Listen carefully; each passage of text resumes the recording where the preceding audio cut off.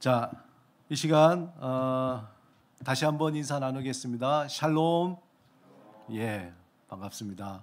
온라인으로 우리가 계속 예배 드리게 되는데 3월 되면 조금 좋아지기를 또 기대해 봅니다.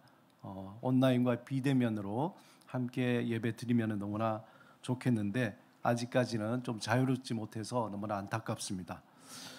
주님의 이름으로 환영합니다. 주 안에서 모든 일들이 복되게 또 여러분의 삶과 가정과 자녀들 위해 함께 하시기를 축복합니다.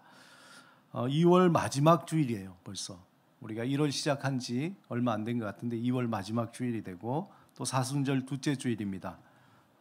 여러분의 삶 가운데 이 사순절을 참 믿음으로 잘 지켜내는 그러한 하루하루가 되기를 바랍니다. 지난주에 이제 사순절 동안에 우리가 소망의 언어 하기로 했죠. 그래서 제가 소망의 언어 하면 여러분들 어떻게 해요? 할렐루야 해서 예수 구원, 예수 생명, 예수 능력, 예수 치유, 예수 소망, 예수 기쁨 우리 한번 해보도록 하겠습니다. 소망의 언어하고 제가 복음의 능력으로 복되게 살자 그러면 이제 시작하는 겁니다. 자, 소망의 언어 할렐루야, 복음의 능력으로 복되게 살자, 예수 구원, 예수 능력, 예수 소망. 예. 잘 이게 아직까지 익숙하지 않군요. 이게 언어는 자꾸 쓰면 또 되니까 다시 한번 하겠습니다. 소망의 언어 할렐루야, 복음의 능력으로 복되게 살자, 예수 구원, 예수 생명, 예수 능력, 예수 치유, 예수 소망, 예수 기쁨. 네. 어린아이가 좀 태어나면은 말이 어둔하지만 자꾸 쓰면 익숙하듯이 여러분들 매일매일마다 마음속으로 걸으면서 그렇게 외치시면은 우리가 힘도 생기고 능력도 생기고 또 소망도 기쁨도 생겨나리라 믿습니다. 자, 오늘 마지막으로 에베소서 6장입니다. 에베소서 6장은 교양곡의 마지막 4악장처럼 굉장히 빠르고 강하고 경쾌하게 하나님의 전신갑주를 입을 것과 또 마지막 인사를 나누고 있습니다. 특별히 오늘 본문에서 바울은 이 세상의 악한 영과 관계에 대해서 우리가 어떻게 살아야 되는지에 대해서 구체적으로 대안을 제시하고 있습니다. 본문 에베소서 6장 11절 12절에 보면은 마귀의 관계를 능히 대적하기 위하여 하나님의 전신갑주를 입어라. 우리의 씨름은 혈과 육을 상대하는 것이 아니요 통치자들과 권세자들과 이 어둠의 세상 주관자들과 하늘에 있는 악한 영들을 상대함이라. 이렇게 말씀합니다. 오늘 본문에서 보면은 아주 우리가 좀 익숙하지 않은 그러한 말들이죠. 바울은 본문에서 악한 영에 대해서 이야기하고 있습니다. 우리가 불편하지만 이제 실제적인 얘기를 할 수밖에 없어요. 우리가 예수를 믿기 전에는 악한 영의 자녀들이었죠. 예수 밖에 있을 때는 모두 다 악한 영의 자녀들이었습니다. 그래서 악한 영의 소유였으며 악한 영의 지배를 받고 그 영향 아래서 살아갔다. 이게 에베소서 2장에 있는 말씀이잖아요. 그 안에서 드러나는 구체적인 모습이 뭐냐면은 교만이에요. 그리고 자기 영광입니다. 교만과 자기 영광. 무슨 말이냐면 하나님의 존재가 없는 거죠. 무시하고 대적하며 인간이 모든 할 수 있는 것, 모든 것을 다 하는 자기만을 위한 교만이 드러나는 겁니다. 또한 하나님께 영광을 돌리지 않고 자기에게 영광을 돌리기 위해서 자기의 모든 것들을 다 사용해요. 그러니까 하나님 필요 없어. 내가 다 할 수 있어. 그리고 내가 영광을 받아야 돼. 이에 대해서 예수님이 요한복음 5장 44절에 이렇게 말씀하셨습니다. 너희가 서로 영광을 취하고 유일하신 하나님께로부터 오는 영광을 구하지 아니하니 어찌 나를 믿을 수 있느냐. 예수 그리스도를 믿지 않는 이유 중에 하나가 서로 영광을 취하고 하나님께로부터 오는 영광을 구하지 않는다는 거예요. 그러니까 하나님 없이 자기들의 이름을 높이려고 하는 것들이 악한 영에 속한 예전의 우리들의 모습이었습니다. 우리가 예수 밖에 있을 때는 악한 영과 불편한 관계가 아니에요. 악한 영에 조종하는 대로 그 영향력 아래서 마음껏 교만하고 마음껏 자기의 영광을 위해서 모든 시간과 물질과 에너지를 사용했습니다. 오히려 악한 영의 지배 아래서 자신의 영광을 구하기 위해서 모든 것을 사용하는 겁니다. 그런데 문제는 우리가 이제 예수 그리스도를 믿을 때는 이 관계가 바뀌어지잖아요. 예전에는 악한 영과 그 악한 영의 소유 속에서 살았던 우리가 이제는 예수 그리스도 안에서 악한 영과 관계가 끊어지고 예수 그리스도를 통해서 하나님의 자녀가 된 겁니다. 말하자면은 악한 영으로 봤을 때는 원수의 자녀가 돼버린 거죠.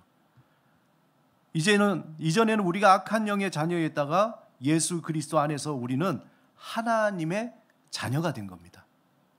여기에 이제 새로운 갈등이 일어나게 된 거죠. 그 청교도 영문학자이고 성직자인 그 윌리엄 거널이라는 사람이 있는데, 윌리엄 거널의 아주 유명한 기독교 고전이 있습니다. 그 책 제목이 그리스도인의 전신갑주라고 아주 두꺼운 책인데, 그 전신갑주에 보면은 이런 상황에 대해서 이렇게 표현해요. 구원받은 한 영혼을 두고 하늘의 기쁨의 종이 울려 퍼질 때에 지옥에서는 비상벨이 요란하게 울린다. 이런 거죠. 한 영혼이 구원받으면은 하늘에서는 막 기쁨의 종이 막 울려 퍼지는데 지옥에서는 이제 비상벨이 울린다는 거예요. 예전에 악한 영의 자녀였던 자가 하나님의 자녀가 되니까 이제는 그 악한 영의 자녀가 하나님의 자녀가 됨을 통해서 악한 영에게 타겟이 되는 겁니다. 그래서 저와 여러분이 예수 그리스도를 믿는 순간부터 악한 영, 즉 사탄의 타겟이 되는 거예요. 이것은 사탄이 끊임없이 우리가 하나님의 뜻대로 살 수 없도록 방해하고 괴롭히고 넘어뜨리려고 하는 거죠. 여러 가지 모양으로. 그런데 여기에서 한 가지 우리가 확인해야 되는 것이, 우리가 이제는 악한 영에 대한 태도입니다. 예전에는 악한 영에 대해서 불편한 관계가 아니라 그랬잖아요. 그러나 이제는 불편한 관계가 되었고, 이 악한 영에 대한 우리가 올바른 태도를 가지고 있어야 되는데, 성경에서는 수없이 사탄의 존재에서 말하고 있습니다.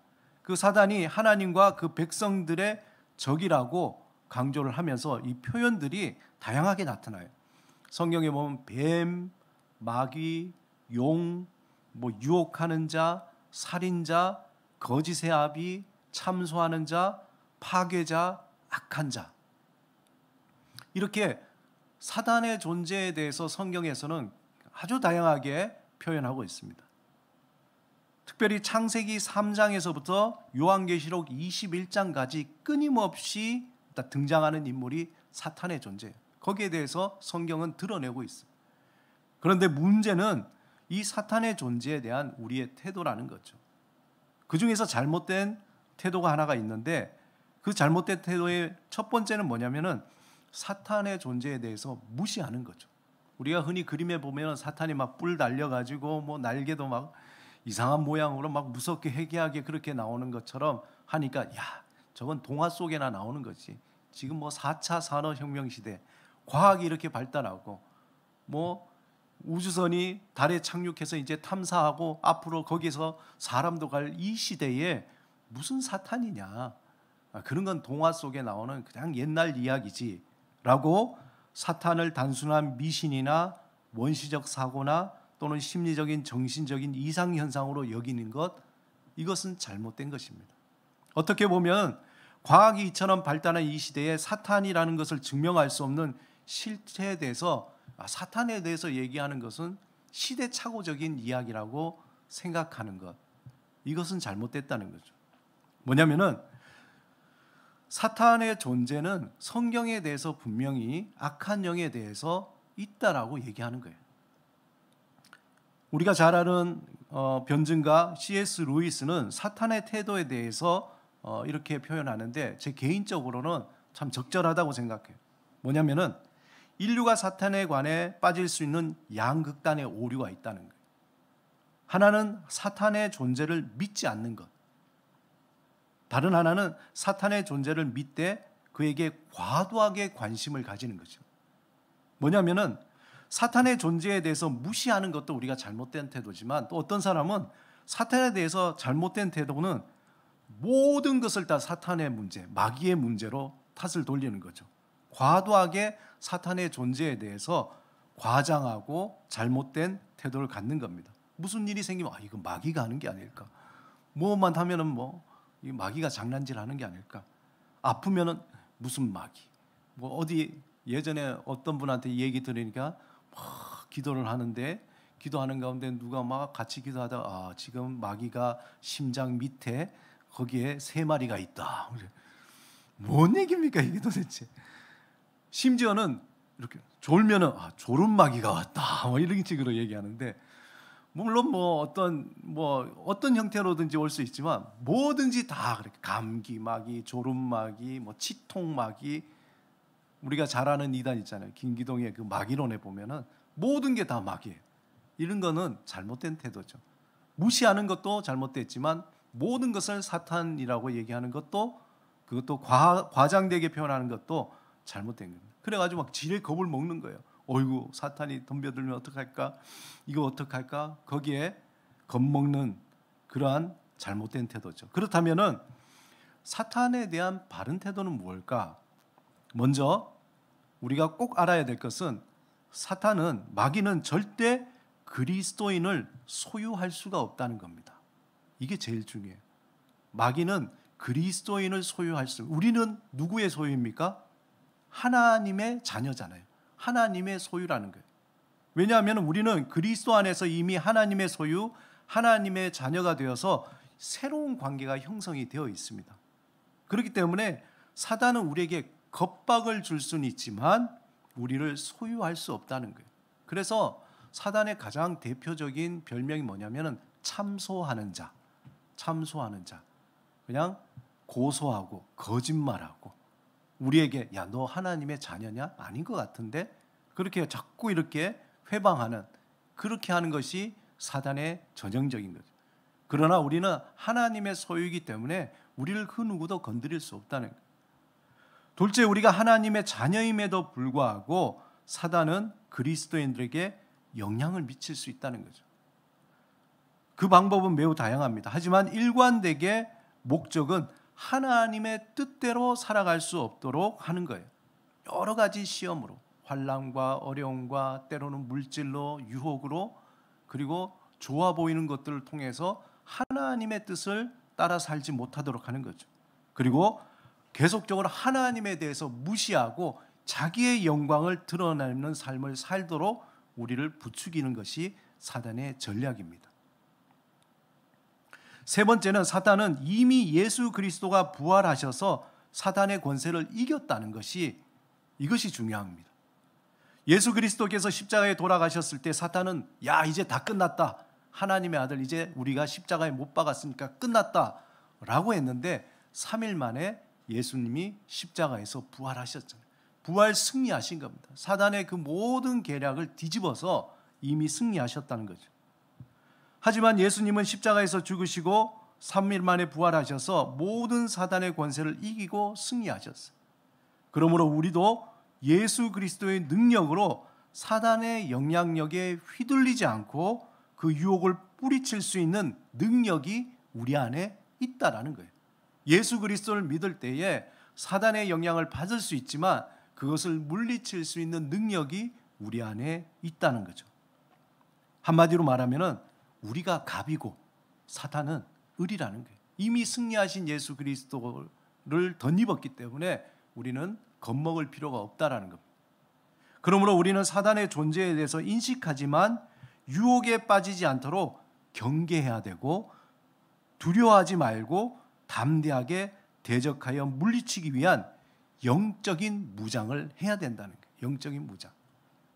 그래서 오늘 본문 13절에서 20절에 바울은 사단의 공격에 패배하지 않기 위해서 하나님의 전신갑주를 입으라, 그렇게 말씀하고 있습니다.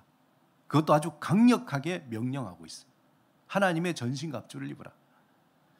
바울은 사단의 공격에 대비해서 마치 전쟁터에 나간 군사처럼 완전히 무장하라고 명령하는 겁니다. 어떻게 보면은 굉장히 좀 우스꽝스럽잖아요. 여러분들 뭐 예전에 그 로마 군인처럼 막 이렇게 모양을 해가지고, 이야기 뭐냐면은 우리의 삶 자체가 이게 마치 전쟁터와 같이 사단이 우리를 엄습하기 위한 전쟁터와 같다는 거예요. 그렇기 때문에 우리가 긴장을 늦추거나 무장을 해제하면은 바로 사단의 공격이 들어와 우리의 삶을 혼란하게 하고 절망의 구덩이로 우리를 밀어넣고 하나님을 향한 마음을 세상으로 향하도록 유혹하는 게, 우리가 얼마나 많이 당했습니까? 그저 조금 외적으로 힘든 일이 있으면은 하나님을 바라보지 못하고 그 외적인 여러 가지 시련을 통해서 우리가 절망하고 낙심하고, 그리고 하나님에 대해서 오히려 불평하는 그런 삶. 뭔가 조금 좋은 일이 있으면은 이게 더 잘 될 것 같아서 하나님을 무시하고 하나님의 방법이 아니라 세상의 어떤 그 뜻과 유혹과 욕심을 따라서 막 살다가 또 낭비하는 경우가 있죠. 사단은 마치 우는 사자가 먹이를 찾듯이 무장이 해제된 그리스도인을 아주 잘 압니다. 그래서 그를 삼키려고 하는 거죠.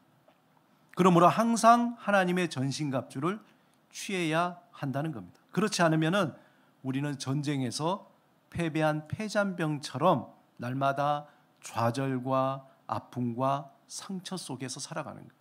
우리가 시련을 당하고 질병을 당하고 질병이 걸리고 우리가 여러 가지 어려움이 있을 때 상처받고 고통스럽고 낙심하고 절망할 수가 있습니다. 그러나 우리가 하나님의 그 이름, 예수 그리스도의 그 복음의 능력으로 말미암아 거기서 일어날 수 있음에도 불구하고 사단은 거기서 주저앉도록 계속 우리를 밀어넣는 거죠. 우리가 무장이 되어 있지 않으면은 그저 거기에서 머무르게 됩니다. 하나님의 전신갑주는 어떤 것인가? 오늘 본문에 보면 첫째는 진리, 둘째는 의, 셋째는 복음, 넷째는 믿음, 다섯째는 구원, 여섯째는 말씀, 일곱째는 기도입니다. 먼저 사도 바울은 진리의 허리띠를 띠라 그래요. 여러분 제가 그림이 있나요? 한번 보시면은 저기 PPT에 나와 있는 것처럼 이 진리의 허리띠를 띠라는 거예요. 군사는 보통 남자의 힘은 어디서 나온다 그럽니까? 허리에서 나온다 그러죠. 허리에 진리의 허리띠를 띠라는 거죠. 그래서 허리를 단단히 하고 넓은 띠를 해야 집중적으로 힘을 낼 수 있습니다. 믿는 자는 하나님의 진리로 허리띠를 삼아야 된다는 거죠. 그럼 그 진리가 뭘까요? 하나님의 그 진리. 그 진리는 바로 하나님은 사랑이시다. 또한 예수 그리스도 안에 있는 모든 자는 하나님의 사랑받는 존재라는 이 진리입니다. 변하지 않는 진리. 나는 하나님의 사랑받는 자구나. 그리고 우리 하나님은 사랑이시구나. 라는 그 하나님에 대한 믿음. 우리는 예수 그리스도 안에서 구원받은 존재이며 세상의 그 어떤 것도 우리를 하나님의 사랑에서 끊을 수 없다는 그 진리. 이 변함없는 진리로 우리의 허리띠를 굳게 묶어야 돼. 왜냐하면 사단은 와서 그걸 풀려고 해. 하나님이 널 사랑하지 않아. 너의 삶을 봐. 네가 그렇게 지금 낙심하고 질병이 걸리고 여러 가지 어려움이 있는데 너 그런 너를 하나님이 사랑한다고 얘기할 수 있어? 라고 우리의 묶었던 허리띠를 자꾸 풀려고 하는 거예요. 힘이 빠지는 거죠. 막 살아가려고 하고 뭔가 애써서 이겨내려고 하는데 힘이 쫙 빠지는 거예요. 하나님이 날 사랑하지 않을까? 하나님이 날 사랑하지 않는 것 같아. 자꾸 확신을 다하는 거예요. 그래 맞아. 하나님이 나를 정말 사랑하지 않는 것 같아. 라고 할 때는 우리는 힘이 빠져서 살아갈 수가 없는 거죠. 그렇기 때문에 변함없는 진리로 우리의 허리띠를 굳게 묶어야 합니다. 그때에 아니야. 하나님이 나를 사랑하셔. 그럼에도 불구하고 내가 살아가야지 하고 힘이 생기는 겁니다. 그때 삶의 분명한 길이 보이고 그 다음 담대히 걸어갈 수 있는 우리에게 힘이 생겨나게 되는 겁니다. 둘째는 의의 호신경, 즉 흉배입니다. 흉배. 당시 군사에게 있어서는 이 금속으로 가슴과 등에 보호 옷을 입은 거죠. 흉배인데 이것은 적들에게 가슴과 등이 노출되지 않도록 보호하는 겁니다. 칼을 찌르거나 창을 찌를 때에 이것이 막아주는 거죠. 하나님의 자녀에게는 세상의 쾌락과 물질과 명예에 이끌리지 않도록 하나님의 공의를 따라 살 때 그 사단의 유혹을 이길 수 있습니다. 하나님의 공의가 아니라 세상의 유혹을 따라가면 우리는 절망하고 낙심하고 허무하고 방황하는 삶을 살게 되는 거죠. 하나님의 공의 뭐냐? 하나님의 뜻을 따라 살아가는 삶입니다. 기준이 있는 거죠. 하나님의 사람으로서 난 이렇게 살아갈 것이다 라고 하나님의 의를, 뜻을 세워서 살아가는 겁니다. 이 하나님의 뜻을 따라 사는 것에 대해서 예수님이 명료하게 두 가지로 말씀해 주셨어요. 첫 번째 뭐냐면은 마음과 뜻과 정성을 다해 하나님을 사랑하라는 거예요. 우리 삶의 중심에 하나님을 두고 그 하나님만 바라보면서 살아가라는 거죠. 둘째는 내 이웃을 내 몸과 같이 사랑하라. 그런 두 가지의 명확한 삶의 뜻을 보여주셨습니다. 이 두 가지의 마음을 가지고 살아갈 때에 우린 세상의 헛된 욕심이나 유혹에 흔들리지 않고 보호받을 수 있다는 거예요. 이걸 다른 말로 하면은 하나님의 공의를 따르는 삶의 핵심은 예배자로 살아간다는 거예요. 예배자라 그러면 단순히 그냥 주일날 예배 드리고 종교적인 어떤 예배 형식 속에서 드리는 예배의 그 모습이 아니라 자신의 모든 삶을 하나님께 드리는 그러한 삶을 살라는 거예요. 그게 예배자입니다. 하나님을 삶의 중심에 모시고 날마다 하나님의 이름을 찬양하고 또 하나님을 전심으로 의지하면서 하나님께 시선을 고정하는 그러한 삶입니다. 뿐만 아니라 하나님이 독생자를 우리에게 주시기까지 사랑하는 그 마음을 품고 우리도 우리의 가족들을 사랑하는 거죠. 우리의 공동체를 사랑하는 거죠. 또한 우리의 이웃을 사랑하는 겁니다. 구체적으로 자신의 재능과 물질과 시간을 필요한 곳과 필요한 사람들에게 하나님의 사랑으로 나누는 삶을 살아가는 것이 삶의 예배자로서 살아가는 삶이라는 겁니다. 최근에 참 어려운 가운데 이런 그 따뜻한 기사를 한번 봤습니다. 그 치킨을 먹고 싶었지만 5,000원밖에 없었어요. 동생이 자꾸 형 치킨 사줘 그런데 5,000원 가지고 요즘에 치킨 뭐 다리 하나 먹을 수 있나요? 치킨집에 가려고 그러니까 그 형이 이 치킨집 저 치킨집 왔다 갔다 하다가 그러다가 서성이 있는데 그런 형제를 보고 한 치킨집 사장님이 들어오라 그래서 치킨을 시켜서 5,000원에치만 주세요 그랬더니 사장님이 한 마리를 준 거예요. 그랬더니 그 형이 너무나 이 사장님이 우리한테 덤탱이 씌우려고 그러는 게 아닐까? 치킨을 다 먹고 난 뒤에 사장님이 나중에 갚으라 그러고 그냥 가라 그랬대요. 그러니까 그 형이 그때도 나한테 뭐 해꾸지 않을 거 아닐까? 그렇게 했지만 그 사장님이 그냥 그 형제를 위해서 치킨을 무료로 이렇게 준 겁니다. 심지어는 다음에 또 먹고 싶을 때 와 그 이야기를 동생이 기억하고는 형 몰래 몇 번 와서 또 무료로 치킨을 먹었는데 머리가 너무 덥수룩하니까 그 사장님이 동생을 데리고 가서 이발도 시켜준 거죠. 커트도 해줬다는. 참 요즘에 메마르고 어려운 경제적으로 어려운데 따뜻한 그런 우리 마음을 따뜻하게 하는 그러한 이야기죠. 그런데 그 사장님이 넉넉하냐? 사장님도 치킨집이 안 돼. 손님이 없었는데 그 형제가 온 겁니다. 그럼에도 불구하고 그 형제를 배려하고 자신의 것을 나눠주는 그 이 소중한 이런 이야기. 그분이 예수를 믿는지 안 믿는지 모르겠습니다.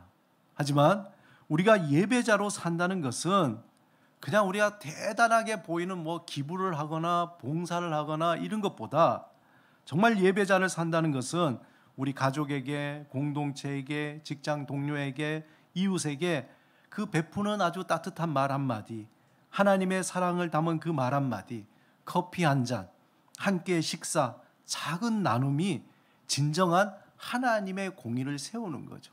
그런 마음을 나누는, 정말 우리의 마음을 따뜻하게 하는 하나님의 그 사랑을 나누는 그러한 삶을 살아갈 때에 우리는 세상의 유혹과 세상의 헛된 것을 쫓지 않고 살아갈 수 있는 하나님의 공의를 세우는 예배자로 살아갈 수 있다는 겁니다. 이러한 삶은 하나님을 온전히 예배자의 삶을 통해서 흘러나오게 해요. 정말 예배자냐? 하나님의 진정한 예배자는 당연히 그렇게 살아가는 거예요. 단순히 종교적인 형식으로 드리는 예배가 아닌 하나님을 사모하고 갈망하는 마음으로 드려지는 그 주중의 개인적인 예배가 주일날 공적인 예배를 통해서 있을 때에 우리의 삶 속에 아까 치킨집 사장님처럼 아주 따뜻한 그리고 소중한 그러한 일들을 우리가 해나갈 수 있는 행동으로 실천이 옮겨지게 되는 것이죠. 진정한 예배가 없을 때 하나님의 공의는요, 단순한 관념인 거죠.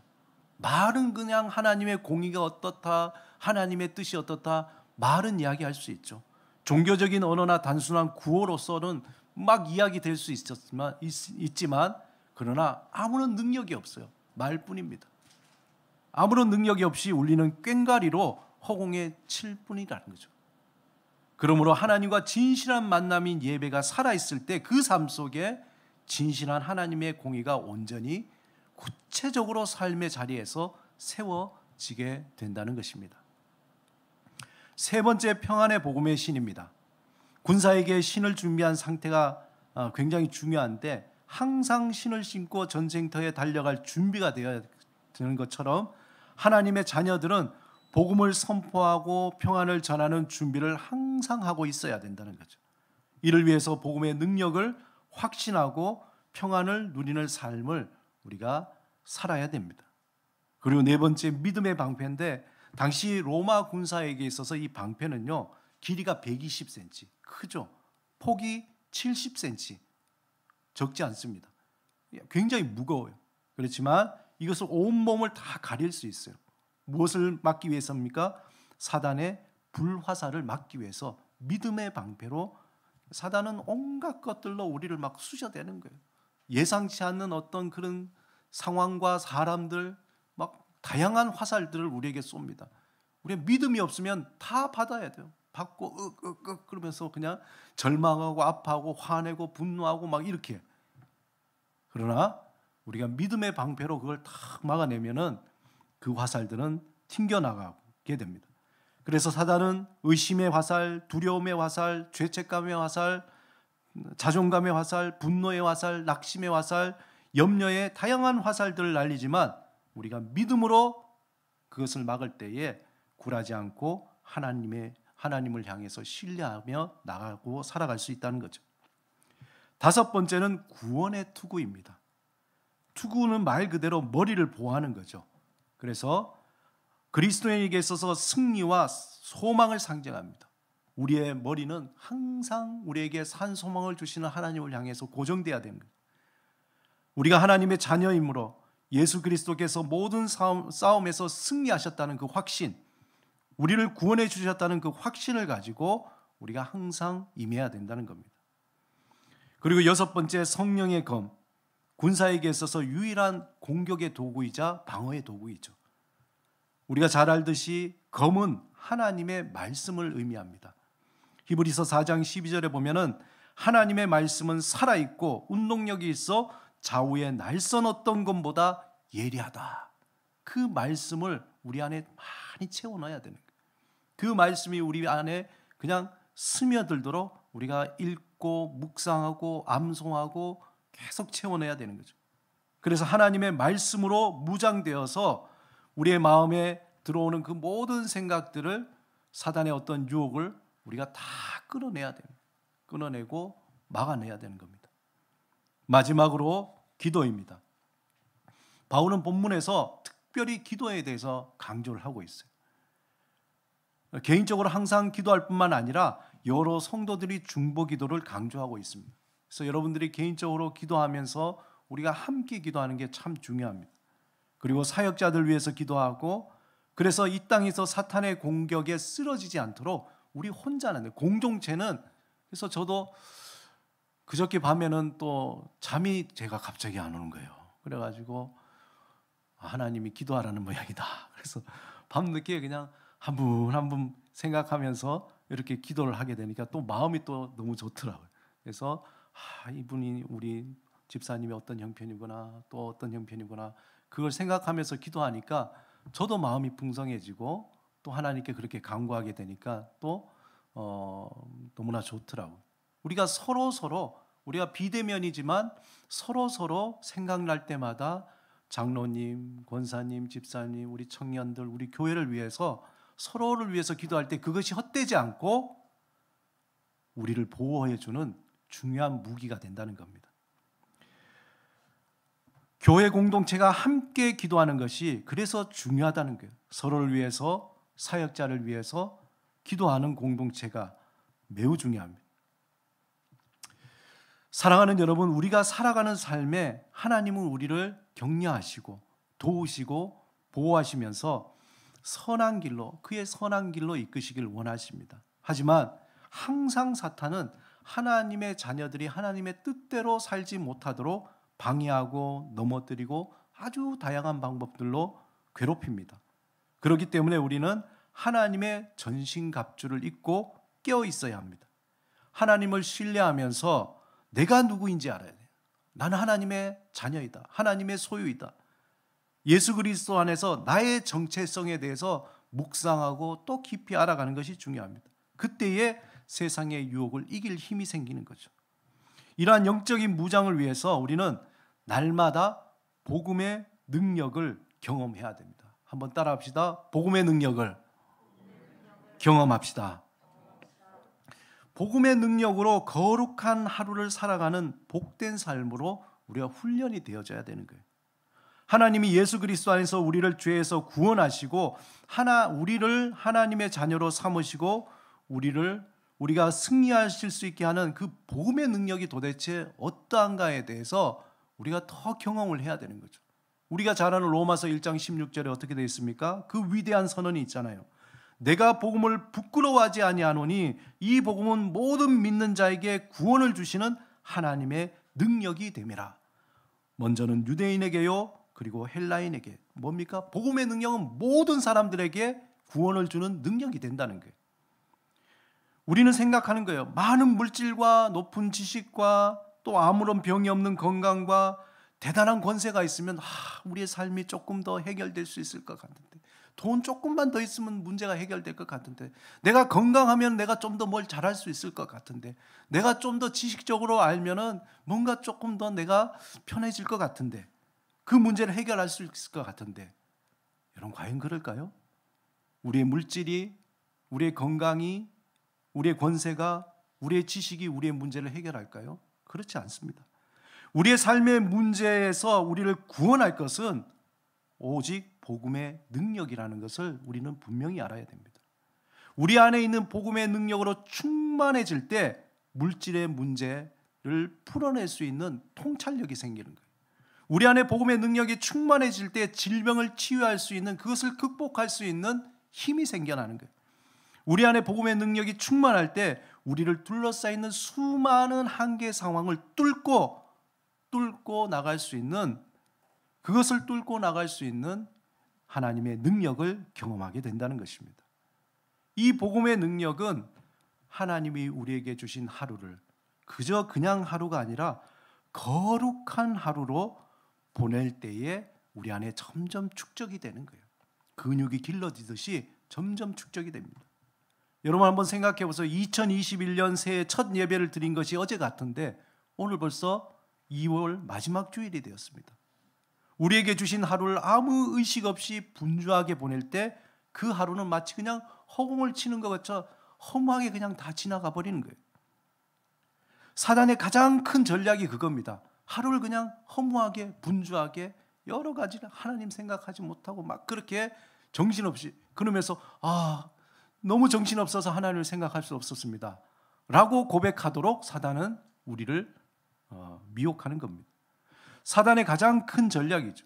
아무런 의미 없이 분주하게 허무하게 보내게 하는 겁니다. 그러므로 우리는 영적으로 깨어서 하나님의 전신갑주를 입고 하나님이 주신 하루를 그냥 하루가 아니라 거룩한 하루로 보내야 되는 거예요. 거룩한 하루.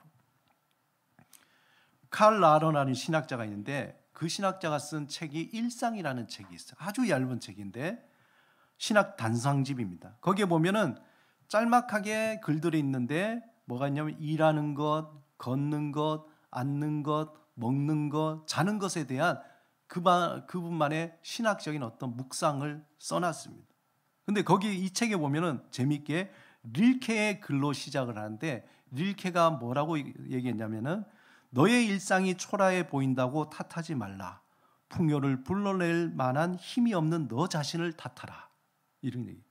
일상 모습 왜 이렇게 재미없을까? 일상을 탓하지 말고 그 안에 숨겨진 보물과 같은 것들을 끌어내지 못하는 내 자신을 탓하라는 거죠. 그 얘기 뭡니까?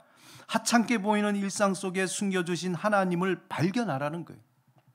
다시 말해서 우리의 일상 속에 숨겨두신 그 복음의 능력을 한번 경험해 보라는 겁니다.